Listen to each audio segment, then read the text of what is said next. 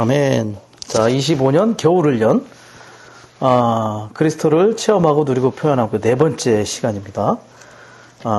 메시지 1번이죠. 메시지 1번은 예수님의 증거를 위한 하나님의 신실한 증인. 자, 계시록에 대한 내용을 주로 다루고 있습니다. 자, 계시록의 주제는 하나님의 행정의 중심이 되신 그리스도를 얘기하고 있습니다. 자, 계시록은 예언의 책이 아니죠. 그리스도에 관해서 얘기하는 것이죠. 우리가 흔히 또 창세기를 얘기할 때 창조의 책이다라고 생각할 수 있지만 창세기는 생명에 관한 책이죠. 자, 계시록은 중심이 되신 그리스도, 행정의 중심이 되신 그리스도를 말하는 것이다. 그리고 계시록 시작의 서문의 제목이 뭐냐면 그리스도의 계시와 예수님의 증거에 대해서 얘기하고 있습니다. 어쨌든 우리는 계시록에서 이 그리스도 예수에 관한 풍성한 계시와 증거를 볼 수 있다는 것입니다. 증거란 말은 다른 말로 하면 표현이란 뜻입니다. 증거는 표현이란 말로 바꿀 수 있다. 증인은 뭐냐? 증인은 비밀을 아는 인격을 증인이라고 한다. 무언가를 보고 듣고 체험하여 증언하고 선포하는 사람을 우리는 증인이라고 얘기를 하죠. 그리고 헬라어에서 증인은 순교자하고 같은 말입니다. 순교자와 증인이 같은 말이죠. 사도행전 1장 그 8절에 보면 이제 증인에 대한 그런 얘기가 있죠. 증인들은 주로 그리스도의 죽음과 부활과 승천에 관한 그런 것들을 체험하고 그런 것들을 증언하는 사람들이 바로 증인이고 또 순교자입니다. 어쨌든 우리는 참되게 하나님에 대한 그리스도에 대한 그러한 증인들이 될 필요가 있겠죠. 자, 그 제목에서 보듯이 예수님의 증거라는 말은 크게 두 가지 의미가 있습니다. 예수님의 증거라는 것, 첫 번째 하나님에 대한 예수님의 증거, 그리고 두 번째는 그리스도에 대한 믿는 이들과 교회의 증거, 이 두 가지 방면이 있다는 것이죠. 특별히 이 믿는 이들과 교회의 증거는 이러한 예수님이 하나님을 증거하시는 것에 관한 연속입니다. 어쨌든 이러한 방면은 사실상 하나죠. 예수님이 하나님을 증거하듯 또 그리스도에 대해서 믿는 이들과 교회가 증거하는 것은 동일한 것이고 하나인 것이죠. 그래서 우리는 이런 하나님에 대한 증거가 연속될 필요가 있다. 자, 하나님에 대한 예수님의 증거는 이렇게 설명할 수 있겠습니다. 하나님의 체현이시고 사람의 형태로 나타나신 하나님을 말하는 것이다. 눈으로 볼 수 있게 되신 하나님을 이야기하는 것이죠. 요한복음 14장 9절에 보면 주님이 그렇게 말씀하셨어요. 나를 본 사람은 아버지를 본 것인데, 어쨌든 그분이 나타나시고 체현되신 것은 아버지를 설명하시고 아버지를 이야기하는 것이다. 그래서 그분은 아버지를 증언하셨다. 그래서 형제님이 뭐라고 표현했냐면 그분은 아버지의 살아있는 동영상이었다.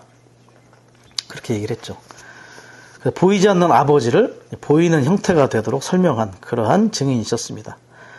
자, 그리스도 그분 존재 자체가 결국은 그분이 행하고 말씀하신 모든 것이 다 하나님의 증거였습니다. 그의 인격과 그의 행함과 그의 말씀하심은 다 하나님의 증거를 위한 것이다. 그리고 이제 이러한 증거의 확장인 믿는 이들과 교회를 필요로 하신다는 것을 우리는 이 메시지에서 볼 필요가 있는 것이죠. 그래서 하나님의 존재는 예수님 안에 표현되셨고 또 예수 그리스도의 존재는 교회 안에서 완전히 표현될 필요가 있습니다. 그래서 비밀을 얘기할 때 하나님의 비밀이신 그리스도, 그리고 그리스도의 비밀인 교회를 얘기하죠. 그리스도는 비밀이신 하나님을 나타낸 바 된 그런 분이시고 교회는 또 비밀한 그리스도가 또 교회를 통해서 표현되고 나타나는 그러한 증인과 증거로서의 기능이 우리에게 보여지는 것입니다. 자, 우리가 보면 이제 찬송가에 154장이 있어요. 154장에 보면 4절 가사가 이런 내용이 있어요. 우리들은 주의 신부, 주의 표현, 주의 충만, 주의 연장, 주의 발전, 주의 번성, 주의 몸, 부요하신 주의 넘침, 주의 충만한 성장, 영광스러운 머리 대신 주와 우린 하나일세라고 이야기를 하죠. 자, 여기에서 보면 이 교회가 몸으로서 머리의 연장이라는 것을 말해주고 있습니다. 그래서 머리와 몸은 다 누구를 증언하고 말하느냐? 바로 하나님에 대해서 동일하게 말하고 증언하는 것을 우리가 알 수 있다는 것이죠. 자, 우리가 그 제목 밑에 보시면 이제 관련 구절들이 있는데 계시록 1장에서부터 설명을 해주고 있습니다. 특별히 계시록 1장 1, 2절은 그리스도 예수에 관한 그러한 증거의 부분을 이야기하고 있습니다. 계시록 1장 1절 2절은 로마서 1번에서 설명을 하고 있죠. 그리고 1장 12절은 7 금등잔대를 얘기합니다. 이것은 이제 로마서 2번에서 묘사를 해주고 있습니다. 그리고 7장 9절은 하늘에 보이는 구속받은 큰 무리. 이건 로마서 3번에서 설명을 하죠. 자, 이러한 구절들이 뭘 설명하냐면 계시록에서 말하는 예수님의 증거, 특별히 교회가 어떻게 예수님의 증거와 그리스도의 증거로서 나타나는지를 보여주고 있죠. 특별히 1장 1절과 2절은 그리스도 예수께서 하나님의 증거이심을 얘기하고 있다고 얘기를 드렸습니다. 그리고 12장 5절에 가면 여기는 없는데 12장 5절은 사내 아이를 임신한 우주적인 빛나는 여자. 그리고 14장 4절은 첫 열매. 그리고 14장 15절은 수확물. 그리고 15장 2절은 유리바다 위에 서 있는 이기는 이들. 그리고 19장 10절에는 신부를 얘기하고 또 21장과 22장에 가면 새 예루살렘을 얘기하죠. 지금까지 말씀드린 이러한 것들이 계시록에서 이렇게 하나님의 증거 또 예수님의 증거 또 교회로서 어떻게 그리스도 예수를 증거하는지를 우리에게 제시를 해주고 있다는 것입니다. 자, 로마서 1번은 아버지의 증인과 증거이신 그리스도에 관해서 얘기를 하고 있죠. 그리스도는 하나님의 신실한 증인, 곧 하나님의 증거와 표현이시다. 그리스도께서 하나님을 표현하시는 것이 곧 하나님을 증언하시는 것이다. 그래서 이 그리스도께서 그분의 생명과 생활과 인격에 있어서 절대적으로 하나님의 증인이시고 하나님을 증언하셨음을 우리에게 제시해주고 있습니다. 그래서 그리스도께서는 하나님이 어떤 분이신가, 그리고 하나님이 무엇을 하시고 또 무엇을 하고자 하시는지에 관해서 우리에게 증언해 주시는 분이시죠. 어떤 분이냐는 것은 하나님의 존재를, 무엇을 하시는 거냐 이것은 일, 그리고 무엇을 하고자 하시는가는 하나님의 갈망과 목적이 무엇인지를 우리에게 말해주고 있는 것입니다. 특별히 이제 하나님을 표현하는 것이다 라고 얘기하는데, 이 표현이라는 말은 그분의 인성의 미덕을 통해서 하나님의 속성들을 표현하는 것이죠. 하나님의 주된 속성들은 사랑, 빛, 거룩, 의, 이러한 속성들을 그분의 인성의 미덕들을 통해서 이렇게 표현하심으로 증언하시는 것을 우리에게 설명해 주고 있습니다. A번은 그리스도와 교회에 관한 이런 증거와 증인에 대해서 얘기를 하고 있죠. 그리스도는 하나님의 증인, 하나님의 증거와 표현이시고 교회는 그리스도의 증거와 표현이다. 이러한 교회는 그리스도 안에 있는 하나님의 증거와 표현의 재생산이다. B번, 요한계시록은 계시되신 그리스도와 증언하는 교회, 곧 예수님의 증거를 제시한다. 그리스도는 하나님의 증거이시고 교회는 예수님의 증거, 곧 삼위일 하나님의 단체적인 표현인 확대되신 그리스도이다. 어쨌든 그리스도는 하나님의 증인과 증거이시고 교회는 그리스도의 또 증인, 증거, 표현이라는 것을 우리에게 제시를 해주고 있는 것입니다. 자, 로마서 2번은 이제 금등잔대에 대해서 얘기를 하고 있죠. 예수님의 증거는 본성이 금이고 신성하고 어둠 속에서 빛나며 서로가 동일한 7 금등잔대이다. 자, 본성이 금이다. 금은 신성함을 우리에게 제시를 해주고 있죠. 변하지 않는 신성함. 그래서 각 지방에 있는 교회들은 모두 이렇게 순금으로 이 신성한 본성을 지녀야 된다는 것을 제시를 하는 것입니다. 교회는 인성도 있죠. 그러나 그 인성이 각 지방에 있는 교회들의 기본적인 본성이 되어서는 안 되고 이러한 신성한 본성이 기본적인 그러한 교회의 본성이 될 필요가 있다는 것이죠. 우리가 신성한 본성과 인간의 그러한 인성의 부분을 구분을 해보자면 신성한 본성은 주로 근원과 내용을 강조하는 부분이죠. 그 다음에 인간의 인성의 방면은 표현과 모양을 강조하는 것입니다. 신성한 본성과 속성이 있습니다. 본성은 사랑과 빛과 영이죠. 속성은 사랑, 빛, 거룩, 의. 이러한 것들, 이러한 근원과 내용이 결과적으로 인성의 미덕을 통해서 표현되고 어떠한 모양을 지녀야 된다는 그러한 흐름을 가지고 있는 것입니다. 교회는 인간적인 면도 많이 있지만은 특별히 이러한 신성한 본성, 그러한 근원과 내용의 방면에 있어서 하나님의 신성한 본성과 속성을 반드시 지녀야 된다는 것을 강조해 주는 것입니다. 어둠 속에서 빛난다는 것은 교회의 기능이죠. 교회는 어둠 가운데, 이 어두운 세상에서 빛을 발하는 기능을 가져야 될 필요가 있습니다. 그리고 서로가 동일한 일곱 금등잔대이다. 예. 동일하다는 것은 뭐냐? 차이가 없다는 거죠. 그러나 분별은 있습니다. 부정적인 방면에서는 차이점과 분별이 있죠. 에베소 교회의 특징은 어떠한 부정적인 방면이 첫째가는 사랑을 버렸다는 것입니다. 그리고 버가모 교회는 세상적이고 또 두아디라 교회는 변절한 교회죠. 그리고 뭐라고 표현했냐면 귀신적이다.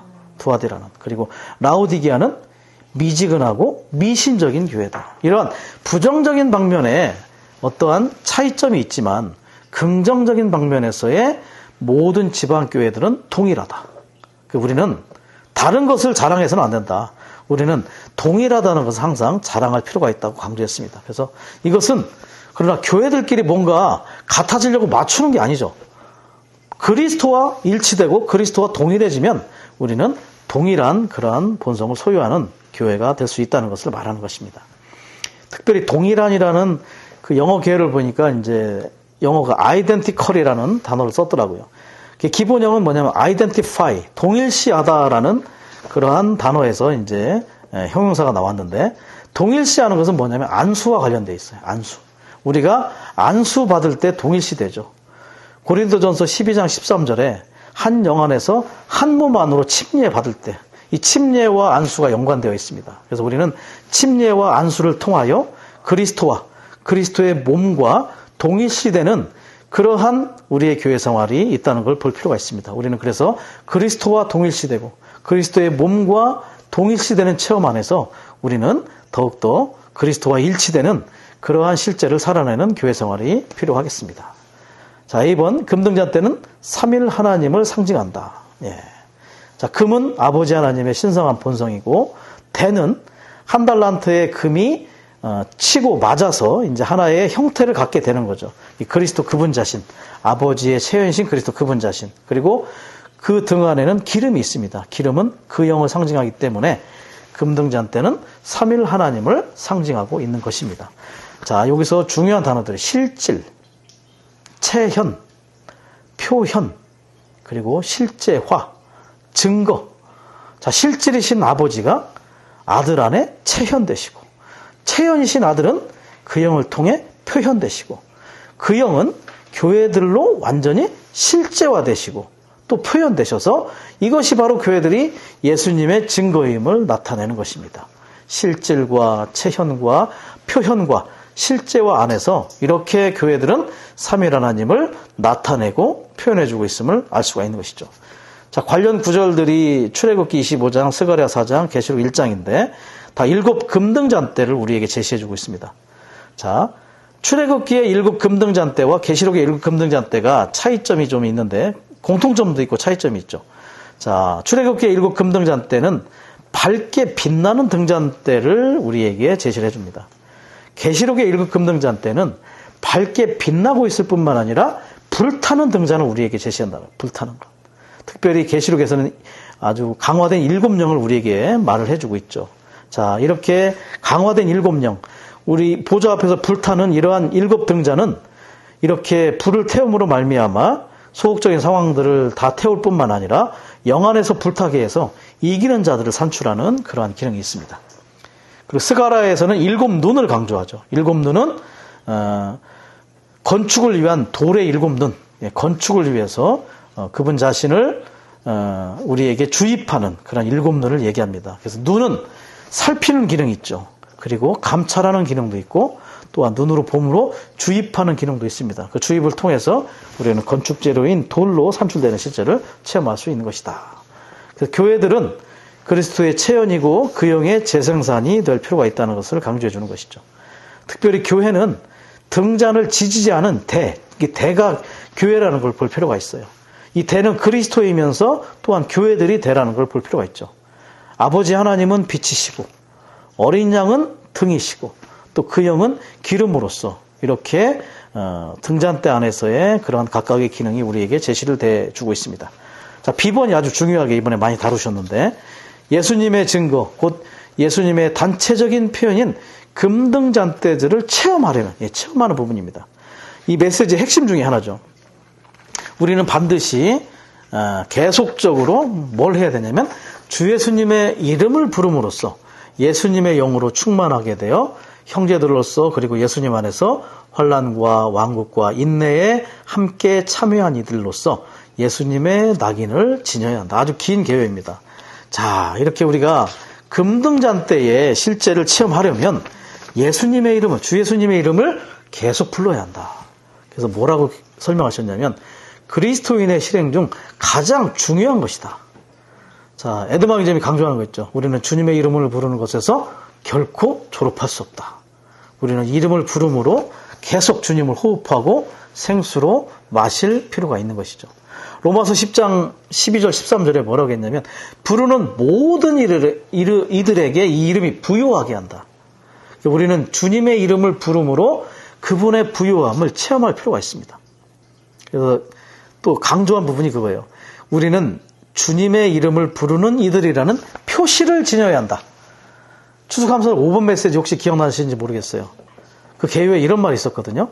우리가 하나님의 백성이고 하나님을 필요로 한다는 그런 나타내는 표시를 지녀야 된다. 그리고 하나님이 우리의 누림과 힘과 에너지의 모든 것이 되시는 그런 하나님이 우리에게 필요하다는 표시를 지녀야 한다.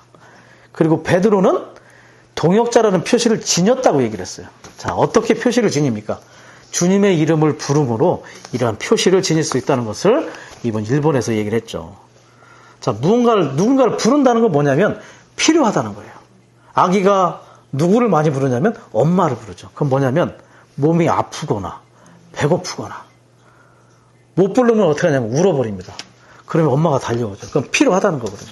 우리가 주님을 부른다는 것, 주님의 이름을 부른다는 건 그분이 지금 우리에게 필요하다는 것을 강조해 주는 것이죠. 예. 우리가 누군가와 함께 살 때요, 이런 표현이 있는데 그를 사랑함으로 사는 것이 아니라 사실은 그가 필요하니까 산다는 거죠. 그것이 우리를 더 강조한다는 거죠. 우리는 주님이 필요하기 때문에 그분을 사랑하고 그분을 부르고 심지어 이 부르는 것이 우리의 표시가 될 필요가 있습니다.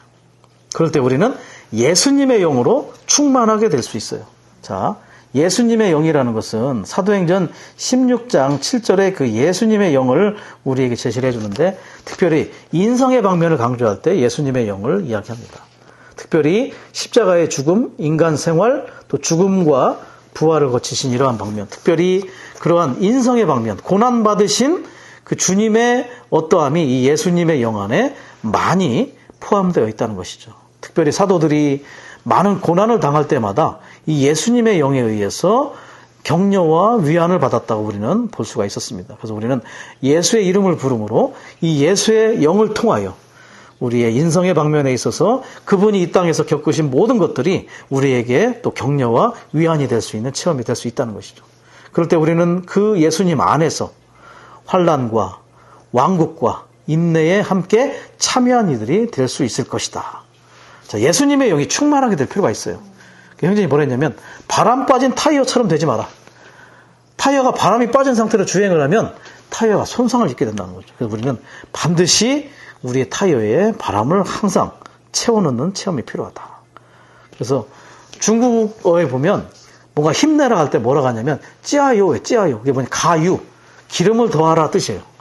기름을 더해야 기계가 돌잖아요.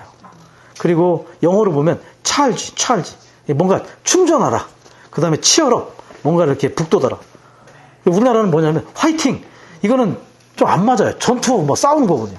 사실은 뭔가 충전시키고 기름을 더하는 것이 더 오히려 좀 맞는 것 같아요. 우리는 이렇게 그분의 그 영의 기름을 채우고 또 그 영을 우리 안에 충전시키는 그러한 체험을 통해서 우리는 바람 빠진 타이어가 되지 않고 합당하게 왕국 안에 들어가는 인내를 우리가 체험하는 자들이 될 필요가 있다는 것이죠. 여기에 이제 낙인이라는 말이죠. 낙인. 이 낙인이 사실은 뭐냐면 불도장이라는 뜻입니다. 불도장. 예. 낙인의 뜻은 뭐냐면 낙자가 뭐냐면 이게 지질 낙자예요. 지질 낙자. 불로 지진다는 뜻이에요. 이는 뭐냐면 도장이잖아요.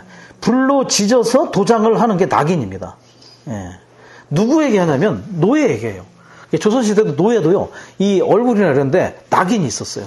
소유가 누군가에 따로 있다는 뜻이죠. 그래서 우리는 주님의 노예로서 주님이 이 땅에서 받은 그러한 육체의 상처들이, 그러한 십자가의 특징들이 우리 가운데 이렇게 나타나고 특징을 지닐 필요가 있다는 것이죠. 우리는 주님이 이 땅에서 받았던 그러한 고난의 어떠한 표시들이 오늘 우리가 육체 안에서 십자가의 표시들이 우리 가운데 있다는 낙인을 가진 자들이라는 것이죠. 그래서 우리는 예수님의 낙인을 지닌 사람들이 될 필요가 있다. 영어로 뭐냐면 브랜드예요, 브랜드. 예. 대한민국의 브랜드가 참 요즘에 아주 뜨죠. K-뷰티, 뭐 K-컬처, K-방산도 있어요. 뭐 무기들, 또 그 다음에 K-팝, K-드라마, K-푸드, 음식도 많이 인기가 있더라고요. 이런 브랜드가 아주 유명하죠. 그러나 우리는 우리 안에 내재적으로 이 예수님의 낙인, 주님이 십자가를 통해서 겪으신 이러한 그런 고난의 실제가 우리의 브랜드가 될 필요가 있습니다. 그분이 체험하신 것과 동일한 것을, 그러한 고난이 우리 가운데 있다는 것을 우리는 주인과 함께 동일하게 소유할 필요가 있다는 것이죠. 우리가 주님 안에서, 이런 예수님 안에서 고난과 왕국과 인내에 참여한 자들이 될 수 있다는 것이죠.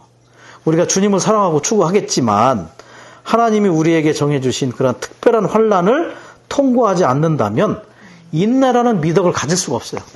인내가 있어야만 사실은 왕국이라는 그런 소망을 우리가 가질 수 있기 때문에 우리는 반드시 우리는 이러한 고난을 합당하게 통과하고 인내를 소유한 자들이 될 필요가 있습니다. 그래서 우리는 이러한 고난을 당하는 것이 우리에게는 또 지극히 당연한 것임을 볼 필요가 있어요. 10원에 보면 이제 금을 쳐서 대형태를 만드는 것은 믿는 이들이 그리스도의 고난에 참여하는 것을 상징한다. 우리의 환경에서 일어나는 모든 것은 등잔대를 쳐서 산출하기 위한 것이다. 이영재님이 환경이란 말은 뭐라겠냐면 하나님께서 가면을 쓰고 오시는 것이다. 예, 환경은 하나님이 찾아오시는데 가면을 쓰고 오시는 것이랍니다. 눈으로 보이진 않아요. 그러나 그분의 주권적인 환경에 안배가 있다는 것을 우리는 장면 뒤에 있는 것을 볼 필요가 있는 것이죠. 특별히 금을 쳤다. 뭐냐? 고난을 받은 것을 얘기해요. 우리는 주님도 한 달란트의 금으로서 처짐으로 매를 맞고 어떠한 형태가 주어진 것처럼 우리도 동일하게, 우리도 그분의 낙인에 의해 동일한 고난을 받고 우리는 몸 안에서 함께 맞죠. 몸의 지체로서 함께 맞고 우리가 가지고 있는 모든 금이 하나로 합쳐져서 건축될 필요가 있음을 볼 필요가 있습니다. 특별히 이 땅에서 그리스도께서 계실 때 많은 고난을 받으셨어요. 고난을 통해서 하나님의 영광을 표현하셨죠. 그래서 고난을 우리가 달라고 구할 필요는 없지만 고난을 멸시해서도 안 된다. 왜냐하면 이 고난이 우리로 하여금 하나님의 영광을 나타내게 하는 아주 유용한 것이기 때문에 우리는 고난을 무시해서도 안 된다. 이런 교통을 하셨어요. 우리가 어려움을 단 한 번도 체험하지 않는다면 결코 빛날 수 없다. 우리의 빛남은 고난을 통해 이루어진다는 것을 알 필요가 있다는 것이죠. 하나님이 우리를 다루시는 모든 일 가운데에 그분의 손길을 볼 필요가 있다. 자, 성령의 그러한 징계가 우리 가운데 있을 수 있습니다. 우리를 깎아내고 틀에 넣으시고 조성함으로 말미암아 우리는 이 성령의 징계가 우리 안에서 그분을 조성하기 위한 그런 환경이라는 걸 볼 필요가 있다는 것이죠. 순금을 칠 때 생기는 자국, 이것이 바로 징계를 받은 결과라는 것입니다. 우리는 주님의 일을 할 때 다만 은사로 하는 것이 아니라 하나님께서 우리를 치심으로 우리가 이러한 일들을 만들어낼 필요가 있다. 그래서 우리는 은사가 아니라 사역이 중요하다는 걸 알고 있잖아요. 사역은 뭐냐면 계시에다 고난이 더해진 것이다 라고 얘기합니다.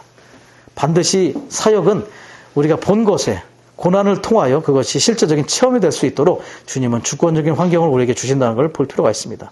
우리의 모든 길은 성령의 징계로부터 산출되는 것을 우리는 반드시 볼 필요가 있다는 것이죠. 우리가 새 언약의 말씀의 사역자들의 길이 되기 위해서는 반드시 그분이 치시고 틀에 넣는 그러한 환경을 우리가 보고 받아들일 필요가 있다는 것을 알 필요가 있겠습니다. 그래서 찬송가 그 몇 장이죠? 458장에 보면 감람 부서지지 않고 기름 못 내고 이런 말이 있죠. 그리고 후렴에 보면 맞을 적마다 참 유익 있네. 주님 자신 얻기 위해 걷어가기 원하네. 우리 타고난 것들이 걷어가기 원한다면 우리는 그분으로부터 오는 환경 안에서의 성령의 징계, 그리고 우리를 조성하시고 깎아내는 그런 환경을 우리는 반드시 받아낼 필요가 있습니다. 또 465장에도 찬송이 있는데 그 찬송에 보면 15절, 16절을 제가 읽어드리겠습니다. 얻은 것에 있지 않고 잃은 것에 있다네. 마신 것에 있지 않고 쏟은 것에 있다네. 자아처리 받은 자만 최상의 주 얻으며 고통 속에 있는 자를 위로해 줄 수 있네. 어쨌든 우리는 우리의 타고난 방식으로 주님 안에서 주님의 일을 하지 않고 우리가 주님의 그러한 조성을 통하여 우리의 일을 할 수 있도록 우리는 이런 환경 안에서 주님의 그러한 손길을 체험하는 자들이 될 필요가 있겠습니다. 쇼펜하우어도 이런 말을 했어요. 고통은 삶의 해설서이다. 고통이 그 사람의 삶의 어떠한 것들을 설명해 준다는 것이죠. 우리도 흔히 그런 말을 하잖아요. 눈물 젖은 빵을 먹어보지 않고는 인생을 논하지 말라. 우리에게 있는 이러한 고통은 우리의 삶의 어떠함을 계속해서 설명해주고 있음을 볼 수가 있는 것입니다. 자, 주님도 이러한 고난을 겪었지만 바울도 상당한 고난을 겪었어요. 유대인들에게 40에서 한 대가 빠지는 매를 5번이나 맞았고 3번 몽둥이로 맞았고 1번은 돌로 맞고 3번 배가 파손하고 바다에서 꼬박 하루를 지샌 적도 있고요. 강에서 위험이 있었고 강도에게 위험을 당하고 동족에게 이방인들에게 도시, 광야, 바다 또 심지어 거짓 형제들에게 위험을 당하고 또 밤새 굶주린 적도 있고 또 목마르고 추위와 또 거짓 사도들에게 또한 고난을 받은 적도 있습니다. 그리고 또 한 가지 뭐가 있었냐면 날마다 그를 억누르는 교회들을 위한 염려, 이 염려가 또 고난이었다는 거예요. 사실 우리에게도 염려가 있죠. 교회 생활을 하지 않는 가족들, 또 교회 생활을 하지 않는 우리의 자녀들, 이러한 염려가 사실은 우리의 고난일 수 있습니다. 그러한 고난들이 사실은 주님 안에서 우리에게 주어진 어떤 환경일 수도 있다는 것을 우리가 알 필요가 있죠. 특별히 니영재님은 성도들이 사역의 말씀을 이렇게 이해하지 못하는 것도 고난이라겠어요. 마치 소에게 소나타 음악을 틀어준 것 같았다. 어쨌든 모든 고난들이 사실은 주님이 우리에게 주신, 그리고 그것을 통해서 우리가 더욱더 성장할 수 있는 그러한 것임을 우리에게 제시해주고 있습니다. 자, 베드로전서 3장 18절에 베드로가 그런 말을 했죠. 고난을 통해서 믿는 이들의 안에 있는 금이 정련이 된다. 불순물이 제거되는 거예요. 베드로는 이렇게 정련되고 단련되는 것이 금보다 더 보배롭다고 했어요. 금도 보배롭지만 이렇게 정련되고 단련돼서 불순물이 없는 순금이 되어가는 금이 훨씬 더 보배롭다. 이렇게 변화를 체험함으로 말미암아 모양과 형태를 갖추게 돼서 우리는 합당한 건축 제도들이 될 수 있다는 것을 우리는 이렇게 고난을 통해 알 수가 있었습니다. 이렇게 우리는 주님이 주권적으로 이런 환경을 우리에게 주실 때마다 그분의 손길을 알고 합당하게 이러한 금을 체험하고 금이 정련되고 재련되는 체험을 하기 원합니다. 자, 우리가 우리의 생각을 하나님을 알아가는 것, 그 영의 내재적인 일하심과 바깥 환경에 복종하는 것에 둔다면 모든 환경은 우리가 그분을 아는 기회가 될 것이다. 자, 이런 환경을 알아야 되죠. 자, 두 번째, 사람이 자기 생애에 하나님을 알지 못한다면 평생을 허비한 것이다. 주님께서 우리가 우리의 환경 안에서 그분의 다름을 기꺼이 받아들여 그분을 더욱더 알도록 해주시기를 바란다. 자, 우리가 불평분반이 있어요. 불평하고 불만이 있고 따짐이 있다는 건 뭐냐면 하나님께 불복종하고 있다는 거죠. 만약에 지금 내가 뭔가 불평이 많고 불만이 있고 뭔가에 따짐이 있다는 건 하나님께 대해서 지금 불복종하고 있다. 이 표시라는 것입니다. 그리고 환경에 그러한 다름이 우리 가운데 있어요. 형제님이 뭘 얘기했냐면 배우자, 우리의 배우자. 자, 우리는 어떤 때 후회를 할 때가 있습니다. 왜 이런 사람을 선택했는가? 그러나 이 사람은 창세전에 하나님이 우리에게 예비한 배필이다. 창세기 배필이라는 그 히브리어가 4개 들어요. 4개드. 이게 뭐냐면 반대편에 있는 자. 우리를 가장 잘 반대할 수 있는 자가 배우자입니다. 그래서 이 배우자는 창세전에 예비한 자이다. 제가 예전에 세미나 때 그랬어요. 저는 아주 센스 있는 자매를 달라고 기도했는데 제가 그랬죠. 모든 기도를 주님이 다 들어주시는 것 같지는 않더라. 어쨌든 모든 건 주님의 주권이라고 했습니다. 어쨌든 우리에게 필요한 사람이 환경의 안배가 되는 거죠. 자녀가 한 사람이 있다? 자녀가 2사람이 있다. 다 그러한 환경의 다름의 필요를 위해서 주님이 우리에게 안배하신 그러한 사람들이라는 걸 볼 필요가 있다는 겁니다. 자, 문제의 핵심은 어려움과 시련 가운데서 큰 빛이신 주님을 만나느냐 만나지 못하느냐에 있다. 고난은 우리가 고난 없이는 이해할 수 없는 것을 이해하게 할 수 있다. 자, 바울이 아까 말씀드린 그러한 환경이 왔을 때 사실은 살 소망까지 끊어지는 환경이었습니다. 스스로가 사형 선고를 내릴 정도로 그때 그에게 임한 것이 뭐냐면 더 이상 자신을 신뢰하지 않고 하나님만을 전적으로 신뢰하는 공과를 배웠다. 이영재임도 피를 토하는 그런 중병이 있었죠. 그때 그분에게 임한 것은 자신을 신뢰하지 않고 전적으로 하나님만을 신뢰하는 체험을 하게 되었다. 이것이 바로 큰 빛이라는 거죠. 이러한 빛으로 주님을 만나느냐 만나지 못하느냐에 있다. 우리가 환경과 고난을 겪었지만 이러한 빛이 없이 지나가지 않도록 우리는 주님의 긍휼을 구할 필요가 있습니다.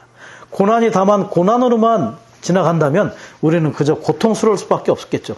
그러나 그 고난 가운데, 그 환경 가운데, 그 장면 뒤에서 가면을 쓰고 오시는 하나님을 만난다면 우리는 큰 빛이신 그 인격을 만나게 될 수 있을 것입니다. 자, D번에 금등잔대들의 비춤은 사람의 아들로서 금등잔대들 가운데를 거니시는 영광스러운 그리스도의 이상을 보게 한다. 교회들 가운데 계시는 주님이 영원토록 살아계시는 분이시라는 것을 인식함으로써 우리는 그분의 임재가 항상 우리의 영 안에 있다는 것을 확신할 수 있게 된다. 그분은 항상 살아계셔서 우리를 위해 중보기도 하시며 우리를 위하여 지금 하나님 면전에 나타나시고 결코 우리를 실망시키거나 버리지 않을 것이다. 금등잔대에 비춤이 필요합니다. 자, 교회 생활은 성막과 같죠. 성막에는 문도 없고 창문도 없어요. 구멍과 틈이 없어요. 그저 어두컴컴한 그러한 밀실이죠. 유일한 빛은 뭐냐면 7 금등잔대 등불입니다. 이 빛이 성막 안에서의 제사장들의 모든 행동을 지시했습니다. 자, 성막은 교회 생활입니다. 우리의 교회 생활 안에 이 7 금등잔대의 빛이 없다면 우리는 어떠한 것도 합당하게 행할 수 없음을 볼 필요가 있습니다. 이것을 위해서 이 금등잔대들 사이를 가운데를 거니시는 사람의 아들이 있어요. 자, 개역성경에서 뭐라 했냐면 이걸 간검한다. 간검. 금등잔대를 간검하신다. 손질하는 거죠. 심지를 합당하자면 잘라주고 기름을 채워주고 그래서 이 금등잔대의 빛이 잘 불타고 빛날 수 있도록 해주는 것이죠. 그 사람의 아들 그리스도가 이 금등잔대를 계속 관리하고 계십니다. 자, 첫 번째 이상을 보게 되죠. 이 빛 가운데. 그리고 영원토록 살아계시는 분에 대한 인식을 하게 되고 그럴 때 임재가 우리 영 안에 함께 있고 이것을 확신할 수 있게 되는 것입니다. 그러면 그분은 항상 우리를 위해 중보기도 하시죠. 그분은 보좌 우편에 계신 대제사장으로서 우리를 위해 계속해서 중보기도 하시는 분이십니다. 그리고 우리를 실망시키거나 버리지 않습니다. 이것에 합당한 단어가 뭘까요? 보혜사. 그분은 보혜사로서 계속 우리를 돌봐주시죠. 파라클레토스, 파라, 옆에, 클레토스, 돕는 자, 그리고 변호하는 자. 클레토스의 기본형은 칼레오. 칼레오는 부르다. 우리가 그분을 부르기만 하면 그분은 우리 옆에 와서 우리를 돌보시고 우리를 위해 아버지께 변호하시고 결코 우리를 실망시키지 않고 버리지 않는 보혜사이시다. 그리고 우리를 중보기도 하시는 대제사장이심을 볼 수가 있습니다. 자, 2번은 뭐냐? 목자이신 분. 자, 금등잔대들의 7 등잔이 비추는 것, 불꽃과 같은 7 눈과 빛나는 노새와 같은 발로 주 예수님께서 등잔대들 가운데를 거니시는 것, 그리고 그분의 얼굴이 해같이 빛나는 것은 우리가 우리를 구원하고 회복하고 부흥시키고 신화하는 그분의 목양을 더 많이 받기 위해 우리의 일상생활과 교회생활에서 주님의 비추심이 더 많이 필요하다는 것을 가리킨다. 자, 목자로서, 제사장으로서 목자로서 우리를 목양하고 돌보시는 분이심을 우리가 알 수가 있습니다. 자, 하나님의 행정과 통치와 경륜을 알기 위해서는 반드시 금등잔대에 빛이 필요하다는 것을 우리는 알아야 됩니다. 자, 불꽃과 같이 우리 존재를 태워주시죠. 그리고 7 눈으로 감찰하시고 주입하시고 노새와 같이, 노는 뭐냐? 심판이죠. 우리를 소유하시기 위해서 심판하시고, 그죠? 얼굴이 해같이 빛나는 그러한 임재를 주시고, 그 결과가 뭐냐? 구원하고 회복하고 부흥시키시고 신화하시는 것이다. 자, 신화. 유기적인 구원이 이루어지는 겁니다. 영이 거듭나고 혼이 변화되고 몸이 변형돼서 그분의 영광 안에 참여하게 되는 것. 네. 자, 교부시대 때는요, 교부시대, 사도의 다음 시대 교부시대 때는 신화와 구원이 같이 쓰였어요. 신화가 구원이고 구원이 곧 신화였죠. 그래서 교부시대 때는 세 가지 비밀이 우리에게 열렸는데, 첫 번째, 삼위일 하나님에 관한 비밀. 두 번째, 그리스도의 인격에 관한 높은 비밀. 그리고 세 번째가 신화에 관한 비밀이 열렸어요. 그래서 그때부터 이미 우리는 신화의 사상이 있었습니다. 우리는 이렇게 구원받고 회복되고 부흥되고 신화되는 그러한 목양을 계속해서 그분에 의해 받고 있습니다. 우리의 일상생활과 교회생활에 주님의 빛비춤이 얼마나 더 필요한지를 보게 되는 것이죠. 자, F번 중요하죠. 빛비춤은 무엇에 달려있다? 하나님의 긍휼에 달려있다. 언제든지 하나님께서 오셔서 그분의 긍휼을 베푸실 때마다 얼굴빛이 우리의 빛이 되고 그분의 나타나심이 우리의 이상이 되며 그분의 임재가 우리의 유익이 된다. 그분의 주권적인 긍휼이 우리에게 임함으로 우리가 빛 가운데 있는 체험을 할 필요가 있는 것이죠. 관련 구절 중에 이사야 50장 10절 11절 말씀에 있습니다. 자, 그것에 말하면 빛이 없는 자가 불을 피우는 걸 얘기하죠. 빛이 없는데 불을 피우는 겁니다. 자신의 인공적인 빛을 만드는 거죠. 이 불을 피운다는 건 뭐냐면 자아의 불을 비추는 것이고 인공적인 빛을 만들어내는 것이다.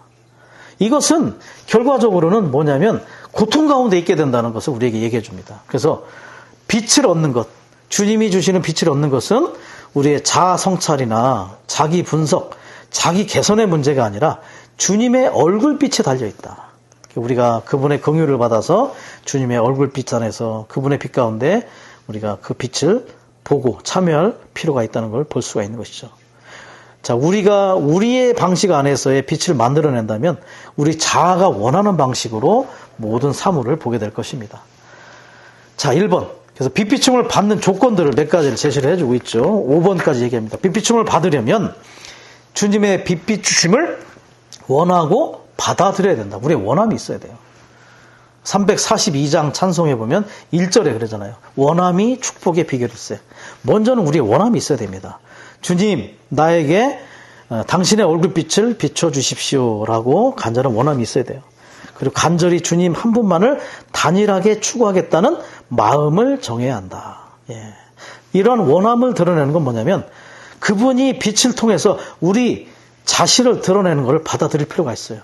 우리는 우리가 드러나는 걸 원하지 않을 수도 있는데 우리가 드러나는 것을 우리는 원할 필요가 있습니다. 계속해서 우리에게 그분의 빛비춤이 필요함을 우리가 받아들이고 또 우리의 마음이 그렇게 정해지기를 원합니다.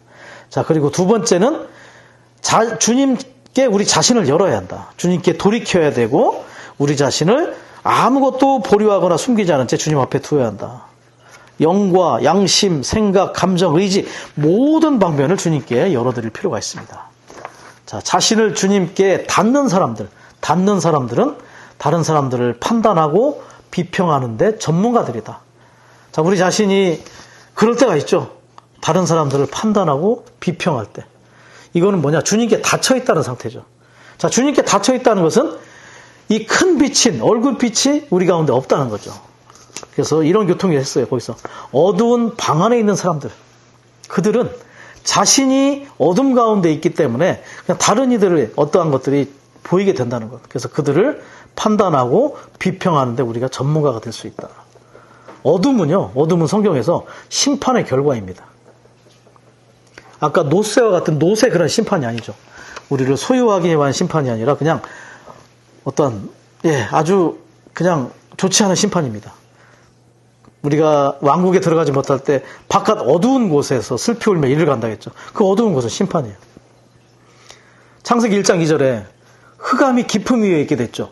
그것도 이 우주가 심판받은 겁니다. 지구가 심판받은 거. 그래서 우리가 다른 이들을 비판하고 비평하고 판단할 때 우리는 주님께 닫혀있는 자들이고 어둠 가운데 있는 자들이고 우리가 심판받은 것이라는 걸 우리가 알 수가 있다는 것이죠. 자, 우리가 또 세 번째, 빛비춤을 받으려면 자신을 멈춰야 한다. 우리의 조망과 바라보는 방식, 사물을 바라보는 방식, 우리의 느낌, 생각, 의견을 멈추는 것을 의미한다. 자신을 완전히 멈춘 사람은 주님께 나아올 때 주님의 말씀을 받아들이는 데 있어서 지극히 단일하고 단순하다.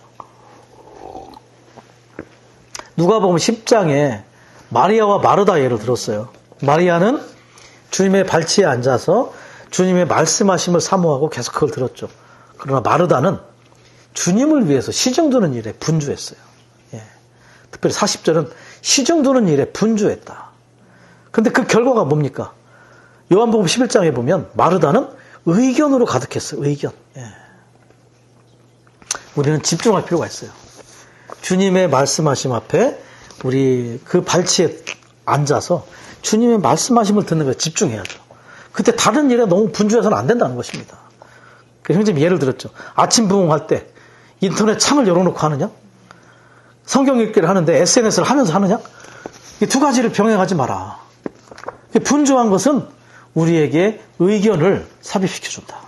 의견은 결국 자아의 표현이죠. 결과적으로 우리는 우리 자신을 멈출 필요가 있다는 것을, 그리고 주님을 만날 때, 주님 앞에 나올 때, 말씀을 받아들일 때 단일하고 단순하게 우리는 행할 필요가 있다. 그 관련 구절 중에 또 이사야 40장 31절은 여호와를 바라는 이들, 여호와를 앙망하는 이들은 새 힘을 얻는다고 했죠. 단순하게 우리는 여호와를 바라보고 여호와를 앙망하는 자들이 될 필요가 있습니다. 또 이사야 66장 1, 2절은 영 안에 가난한, 영이 가난한 자들, 그리고 통회하는 영을 가진 자들. 우리는 단순하고 단일하게 주님만을 바라보는 그러한 체험을 할 필요가 있다는 것이죠. 아침 부흥할 때, 또 성경 읽기 할 때, 또 우리가 저녁에 라이프스타일 읽기를 할 때 우리는 TV를 보면서 라이프스타일 읽기를 할 수 없잖아요. 그렇죠. 아침 부흥할 때 옆에 카톡 보내면서 할 수 없습니다. 우리는 다른 분주한 일을 내려놓고 다만 주님 앞에, 주님의 말씀 앞에 집중하는 훈련을 할 수가 있기를 원합니다. 자, 빛비춤을 받으려면 네 번째, 우리 안에서 말씀하시는 그 영의 빛과 다투지 말고 밖에서 말하는 그 영의 사역자들과 다투지 말아야 한다. 안에서 말씀하시는 그 영의 빛, 이것은 뭐냐? 하나님이 우리를 만지실 때 그걸 거절하지 마라. 하나님이 우리 존재를 만지실 때, 말씀을 통해 우리 존재를 만지실 때, 빛 가운데 우리를 드러내실 때, 비추면 드러나잖아요. 그거를 거절하지 말고 받아들일 필요가 있다. 심각한 문제이다. 밖에서 말하는 그 영의 사역자들과 다투지 말라는 것. 예. 사역자들은 반응하지 않을지 모르지만 하나님은 이것을 심각하게 받아들이신다. 예. 그 영의 사역자들, 그것은 밖에서 우리에게 말씀하시는 것이죠.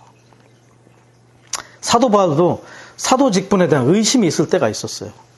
그럴 때 사도 바울을 받지 않으면 시대의 사역을 받지 않는 거죠. 현재의 주님의 말씀을 받지 않는 것과 같습니다. 예. 이영재님도 그런 얘기를 했어요.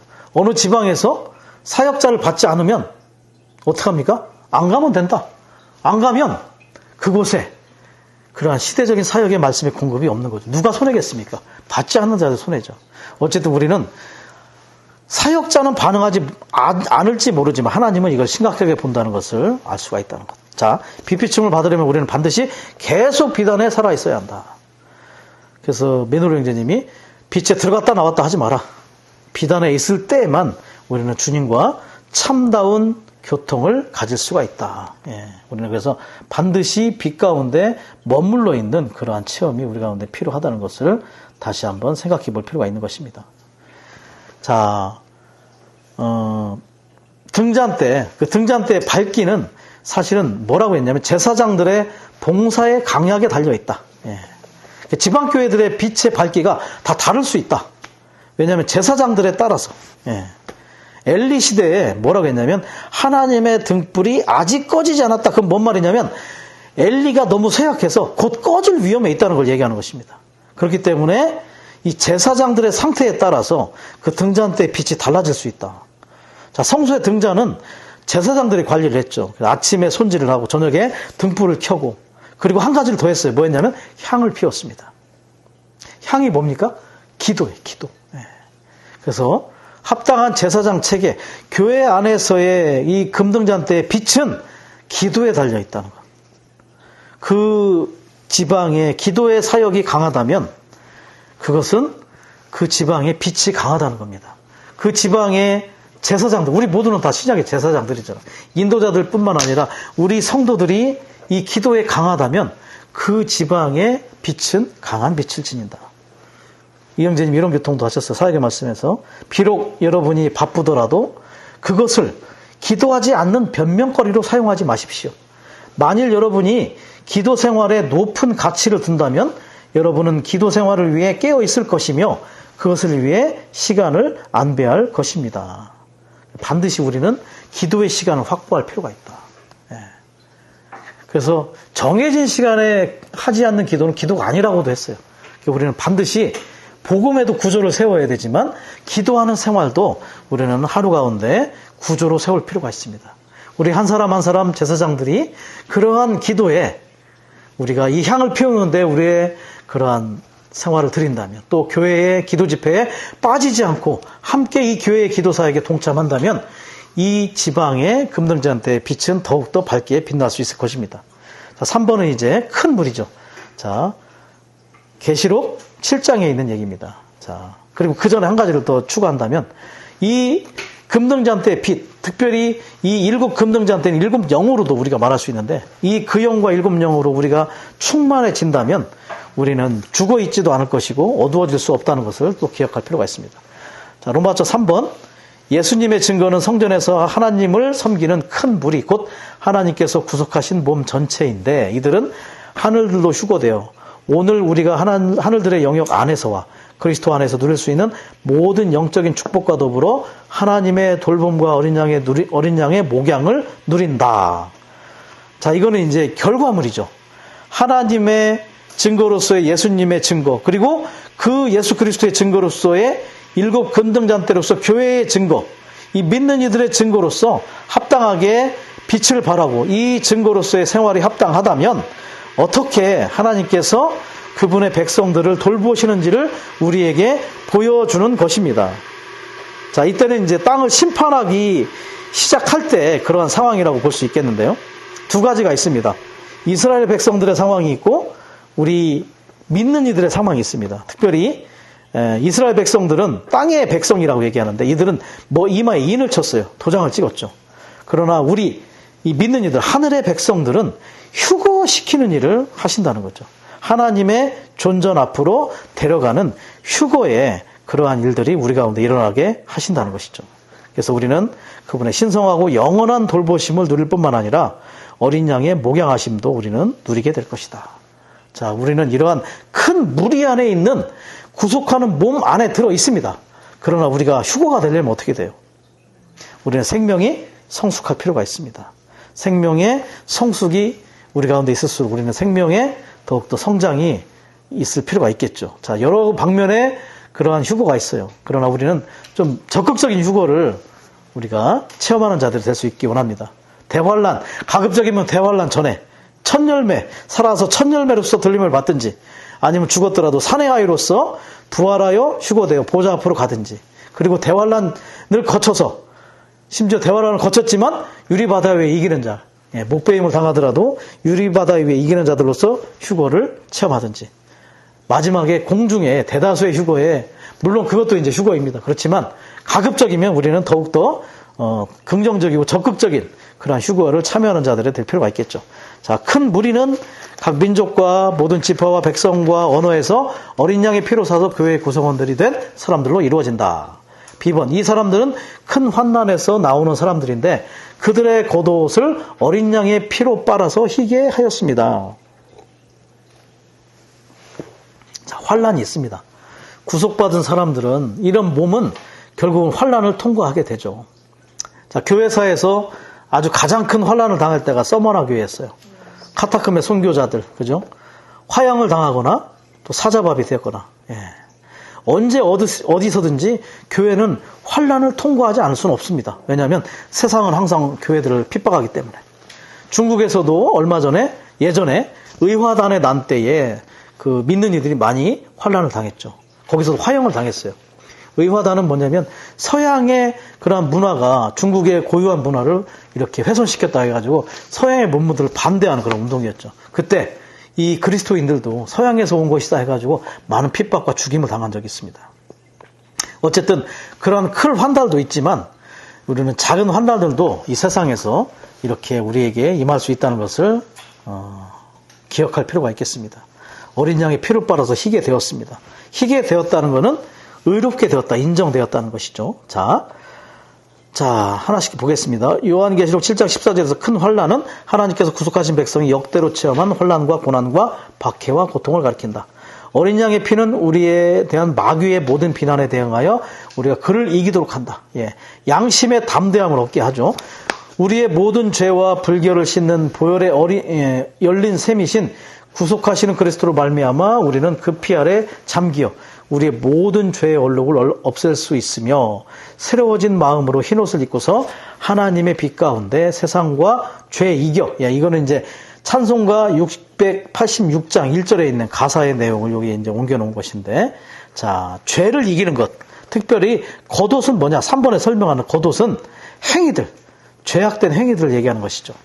죄를 빠는 것은 바로 어린 양의 피로 우리의 죄악된 행위들을 빠는 것이죠. 자, 말씀을 물로 씻어내는 것과 다릅니다. 그 에베소서 5장 26절에 나오는 말씀의 물은 흠이나 티나 주름이나 낡음, 타고난 천연적인 것들을 씻어낼 때는 말씀의 물, 거룩하지 않은 것들. 그러나 죄를 씻어내는 것, 죄들을 씻어내는 것은 그런 행위들은 바로 어린 양의 피로 빨아내는 것이다. 자, 겉옷을 어린 양의 피로 빨았을 때 생명나무를 누릴 수 있는 그러한 권리 안으로 우리가 인도되는 것이죠.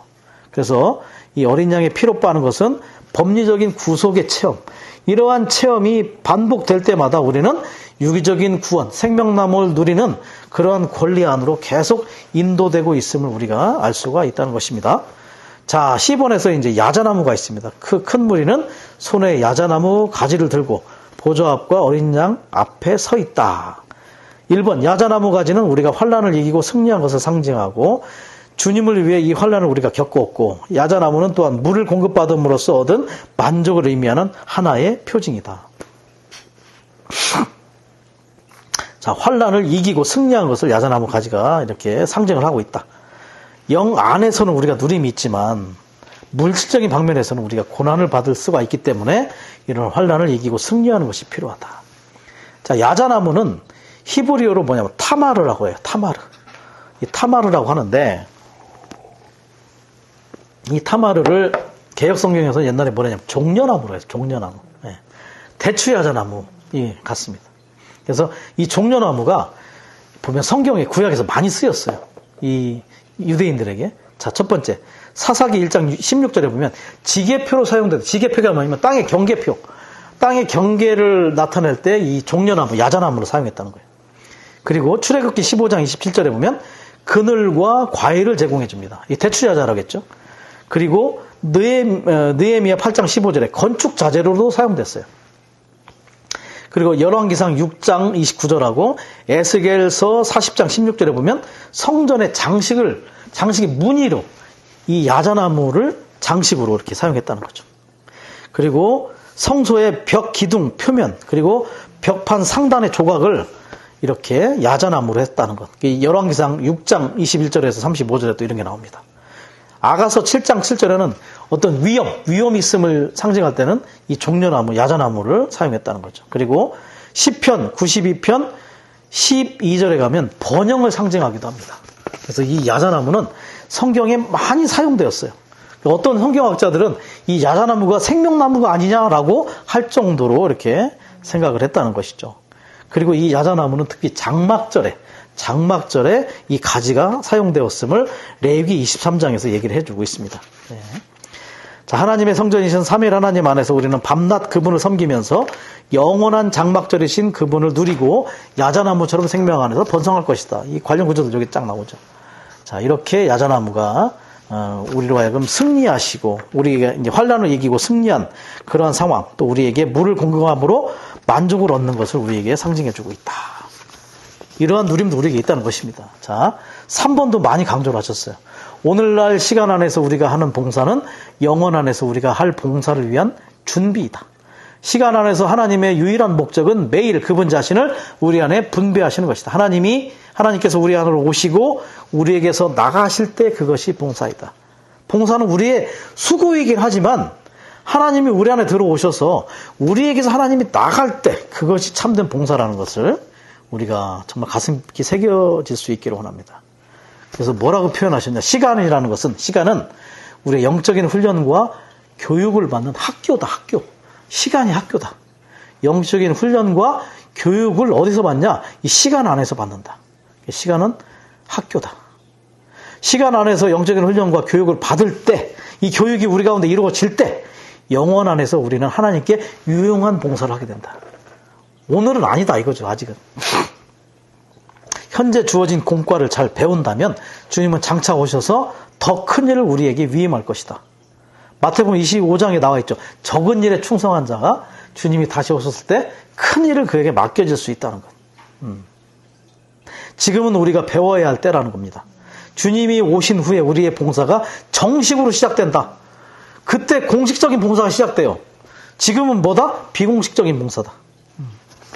예전에 주님 품에 가신 벤자민 첸 형제님, 뉴욕에서 봉사하신 벤자민 첸 형제님께서 서울교회 오셔서 전시간자들에게 이 교통을 해주셨어요. 요한계시록 22장 3절이죠. 하나님의 노예로 섬기는데 여러분, 지금은 좀 서투르고 어설플 수 있습니다. 지금은 좀 실패할 수 있습니다. 그러나 실망하지 마십시오. 시간 안에서는 우리는 견습으로 배우고 있습니다. 지금 우리는 완전하게 봉사할 수 없습니다. 그러나 언젠가 우리는 아주 뛰어난 봉사를 영원 안에서 할 수 있게 될 것입니다. 자, 우리는 계시록에 가면 두 가지 직분이 우리에게 남아있음을 볼 수 있습니다. 우리는 제사장의 직분과 왕의 직분이 우리에게 영원히 남아있죠. 우리는 영원히 제사장으로 섬길 때 합당하고 유용하게 섬길 수 있도록 오늘 시간 안에서 우리는 그분의 공과 안에서 배울 필요가 있다. 그래서 우리는 어떤 태도? 주님 앞에서 우리는 끊임없이 배우려는 태도가 있어야 한다. 그럴 때 우리 자신의 관점과 방법이 사라진다. 우리의 봉사에 있어서 주님의 관점과 주님의 방법이 아닌 나 자신의 관점과 방법으로 하지 않도록 우리는 이렇게 표현하는 것이 좋겠다고 했어요. 우리는 배우면서 섬기고 섬기면서 배운다. 우리는 배우면서 또 섬기고 있고요. 또 섬기면서 계속 배우고 있다는 것. 바울에게 억눌렸던 그 교회들을 위한 염려, 이것도 여전히 그가 배우고 있던 공과였고 여전히 그것을 위해서 그는 또 섬기는 자였음을 우리가 볼 수가 있는 것이죠. 우리도 계속해서 배우고 섬기는 자들이 되기 원합니다. 여전히 실패할지라도, 여전히 어설프고 뭔가 정말 합당하지 않은 때가 있더라도 우리는 실망하지 말고 영원 안에서의 유용성을 위해서 계속 배우기 원합니다. 그러기 위해서 우리의 배움과 섬김은 전적으로 하나님의 긍휼과 은혜가 필요하다는 걸 볼 필요가 있다는 거죠. 자, 그리고 우리는 더 이상 굶주리지 않고 목마르지도 않을 것이다. 굶주리고 목마른 것은 아직 만족되지 않은 소망을 갖고 있다는 것이다. 그리스도는 그분을 믿는 사람마다 만족할 것이고 만족하게 하는 생명이신 그분을 받게 될 것이라는 약속을 하셨다.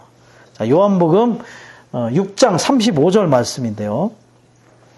자, 마지막 부분에 자, 여기 보면 읽어드릴게요. 내가 생명의 떡이니 나에게 오는 사람은 결코 배고프지 않을 것이고 나를 믿는 사람은 결코 목마르지 않을 것입니다. 여기서 믿는 사람이 뭐냐면 believe into me. 나에게 믿어 들어오는 자. believe into. 예, 그냥 믿는 것이 아니라 믿어 들어오는 거죠. 자, 이것은 뭐라고 표현하냐면 믿어 들어오는 거. believe into는 그분을 먹고 그분을 소화하고 그분을 우리 안에 동화하고 심지어 그분으로 조성되는 걸 말하는 것이다. 동화한다는 건 뭐냐면 우리 몸의 장기의 일부분이 되는 거예요. 몸의 일부분이 될 때까지 그분을 계속해서 먹고 마시고 그분을 우리 안에 흡수하는 것이 너무나 필요하다는 거죠. 자, 우리의 영 안에서 영원 하나님을 접촉하는 것은 생수를 마시는 것이고 생수를 마시는 것은 하나님께 참된 경배를 드리는 것이다. 요한복음 4장 그 사마리아 여인과 주님과의 대화의 부분이죠. 참된 경배는 영 안에 있는 것이고 그분을 마실 때 우리는 그것이 참된 그분을 향한 경배일 뿐만 아니라 우리의 봉사도 여전히 그분을 흡수하고 마심으로 우리가 섬기고 봉사하는 것임을 볼 필요가 있겠죠. 내리쬐는 해나 뜨거운 열이 우리를 상하게 하지 않을 것이다. 보좌에 앉으신 어린 양 하나님께서 우리 위에 장막을 치실 것이고 그분 자신으로 우리를 덮으실 것이다. 우리의 약함을 보호하시고 우리의 모든 것들을 덮으심을 묘사하는 것입니다. 한 종류의 생명만이 하나님의 덮으심 아래 있는데 그것은 하나님 안에 감추어진 생명이다. 시편 91편 1절에 가장 높으신 분의 비밀한 곳에 거주하는 이는 전능하신 분의 그늘에 거하리라. 예. 전능하신 분의 그늘. 자, 이 전능하신다는 말은 뭐냐면 히브리어로 샷다이입니다. 샷다이. 샷다이는 뭐냐면 가슴과 유방이라는 뜻을 가지고 있어요. 예. 가슴과 유방은 하나님께서 모든 것을 충족시키는, 모든 것을 가지신 분이라는 걸 우리에게 제시를 해준다는 거죠. 결과적으로 이 전능하신 분의 우리가 그 덮으심 아래에 있다는 것을 우리는 믿음으로 가질 필요가 있습니다. 마치 어미닭의 날개 아래 감추어진 병아리들 같이 하나님의 날개 아래 우리는 감추어진 자들. 우리는 아무리 우리가 잘나고 뛰어나도 그냥 병아리들입니다. 하나님이라는 큰 닭 아래, 그분의 날개 아래, 피난처 아래 있는 그러한 자들이라는 걸 볼 필요가 있겠죠. 그리스도는 여호와의 시자 또한 사람으로서 하나님의 백성에게 공급하시며 돌보시고 감싸주시는 왕이시다. 그분은 다스리시는 왕이시며 바람을 피하는 곳과 폭풍우를 가리는 곳 같고 메마른 곳에 흐르는 시냇물 같으며 황무지의 큰 바위 그늘 같은 사람이시다. 이사야 32장에 나오는 건데 천년 왕국의 그림이에요. 천년 왕국. 천년 왕국에서 우리는 이러한 보호를 받게 될 것이다. 의와 보호와 누림이 있다는 것을 우리는, 그분이 우리의 큰 바위 그늘이시다. 그러한 사람이시라는 것. 예. 여호와이시자 사람이십니다. 여호와는 특별히 사람과의 관계를 나타낼 때 나는 이다이시고 스스로 존재하는 분이신데 여호와이실 뿐만 아니라 심지어 사람이시라는 것. 그분의 인성 안에서 그분은 우리를 이렇게 목양하시고 보호하고 계십니다. 자, F번 보좌 가운데 계신 어린 양께서 우리를 목양하시고 생명수의 샘들로 안내하실 것이다. 목양하는 것은 먹이는 것을 포함한다. 그리스도께서 목양하실 때 우리에게는 부족한 것이 없다. 우리는 결코 자신을 개선할 수 없고 항상 우리를 먹이는 목자가 필요하다. 그분은 하나님의 집안에서 우리의 집을 위해, 하나님의 집을 위해 하나님의 보좌에 계신 하나님의 어린 양으로서 자신의 체험을 어린 양들에게 먹이신다. 자, 시편 23편에 있는 이 목양하시는 하나님을 우리에게 제시해주고 있죠. 1절에 여호와는 나의 목자시니 나 부족한 것이 없으리. 우리 이 정도까지 누려야 된다겠습니다. 부족한 것이 없는 목양. 그분에게 모든 것이 있어요. 나는 이다이신 여호와, 모든 필요를 다 갖고 계신 전능자 샷다이이신 그분. 우리는 그분을 이렇게 모든 것을 충족하시는 분으로 누릴 필요가 있다. 자, 이러한 목자가 필요하죠. 자, 특별히 23장 2절에 보면 푸른 풀밭이 있어요. 자, 누이셨죠. 우리를 누우라고 하시고 쉴만한 물가. 이 쉴만하다는 말은 뭐냐면 안식처라는 뜻입니다. 안식처와 안식을 주시는 분. 네.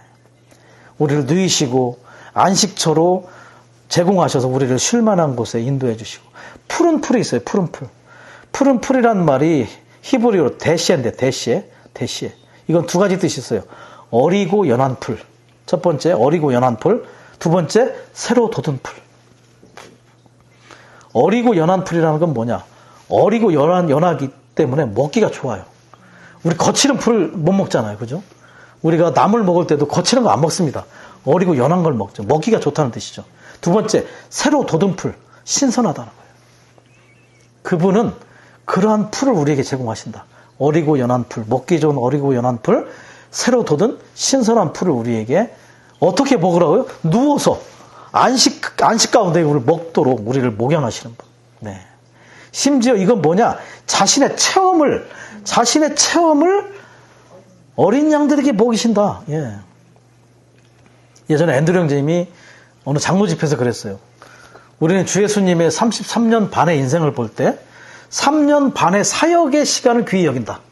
30년의 생활은 낳고 30년 동안 자라고 그 생활한 것은 그렇게 귀히 여기지 않는다.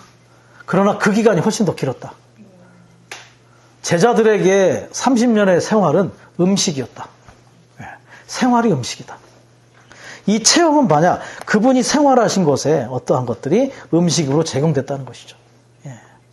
그분이 이 땅에서 사셨던 그의 생활과 체험은 제자들에게 음식이 되었고 오늘 우리에게, 이 어린 양들에게 새로 돋은 풀, 어리고 연한 풀, 이 푸른 풀로 대시로서 우리에게 누이시고 쉴만한 그러한 안식처에서 먹이고 계신다는, 정말 이러한 목양을 받기 원합니다. 믿음을 가지고 우리를 목양하시는 혼의 목자이신 그리스도, 우리의 혼의 불안함을 모두 잠재우시고 우리 혼 안에서 우리가 정말 안식 가운데 이러한 분을 먹고 체험하고 누리기 원합니다. 그분은 우리의 눈에 모든 눈물을 닦아주실 것이다. 눈물은 이 시대에서 피할 수 없는 것이지만 우리의 눈물은 하나님의 병에 담기고 그분의 책에 기록된다. 자, 눈물이 있다는 건 뭔가 불만족이고 고통과 고난이 있다는 뜻이죠. 그러나 어느 날 모든 눈물은 다 닦이게 될 것입니다. 어느 날. 이게 우리의 믿음이 되기 원합니다. 여전히 그분도 우셨죠. 이 땅에 계실 때. 나사로의 무덤에서 우셨고 예루살렘에 가시는 도중에 울으셨고 히브리서 5장 7절에 나오는 것처럼 그분께서 크게 부르짖으시며 눈물로 간구와 간청을 들으셨습니다. 어디서? 겟세마네에서. 누구를 위해서? 다 우리를 위해서 우신 거예요. 자신이 아프고 자신이 힘들어서 자신의 감정에 빠져서 우신 게 아니라 우리를 위해서, 사랑하시는 우리를 위해서 이렇게 눈물을 흘리셨죠. 우리도 여전히 이 땅에서 눈물이 있습니다. 비록 그러나 눈물이 괴로운 것이긴 하지만 이걸 기억하기 원합니다. 괴로운 것이긴 하지만 하나님께서 이 눈물을 기억하시기 때문에 이 눈물이 우리에게 도리어 복이 될 수 있다. 시편 56.8편에 이 눈물이 병에 담긴다는 말을 하고 있어요. 그리고 말라기 3장 16절 말씀 제가 읽어드릴게요. 여호와께서 주의를 기울여 들으시고 그분 앞에 있는 기념책에 여호와를 경외하고 그분의 이름을 존중하는 이들에 관하여 기록하셨다. 그분에게 기념책이 있어요. 기름책이 아니고 기념책.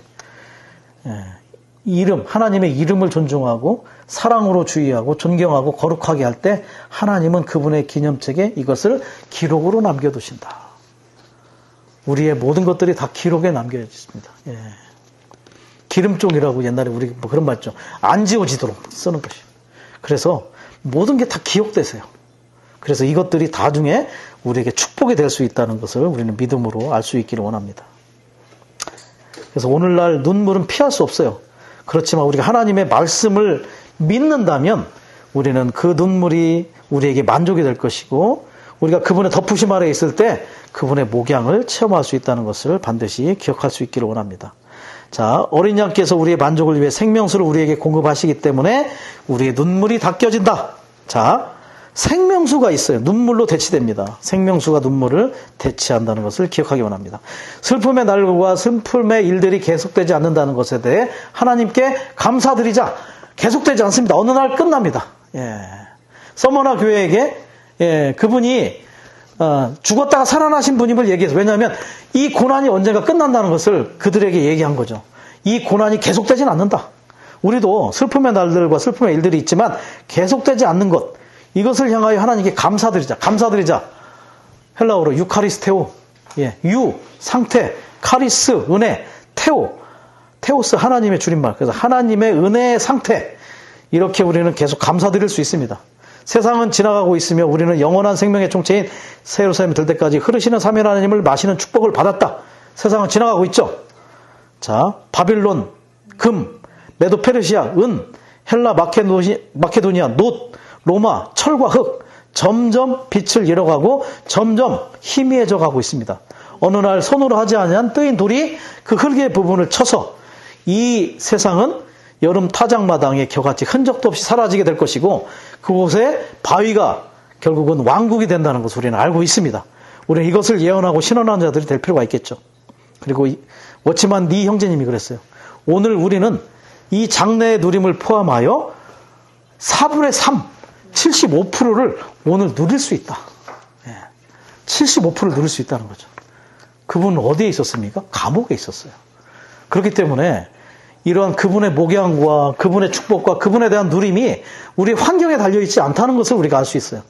비록 워치만 형제님은 감옥에 있었지만 편지에 그렇게 썼죠. 나는 여전히 기쁨을 유지하고 있습니다.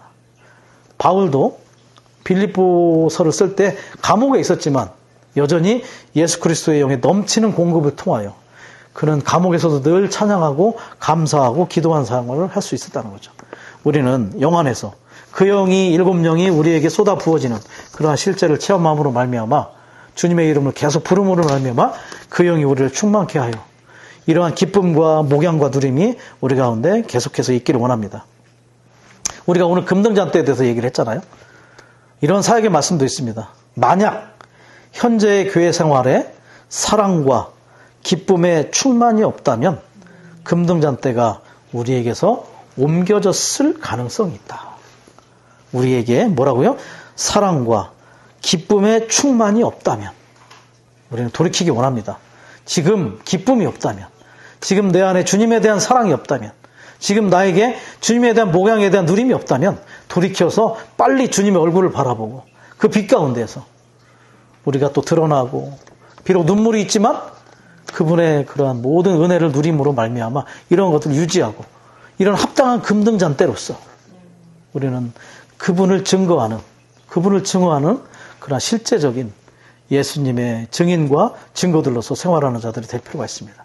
그러한 자들이 장래 우리는 적극적인 휴거 안에 동참하는 자들일 것이고 이러한 모든 충만한 누림이 75%까지는 아니더라도 최소한 50%, 60%를 누릴 수 있도록 우리가 주님 앞에 더욱더 열려있는 자들이 될 수 있기를 원합니다. 주님을 찬양합니다. 아멘.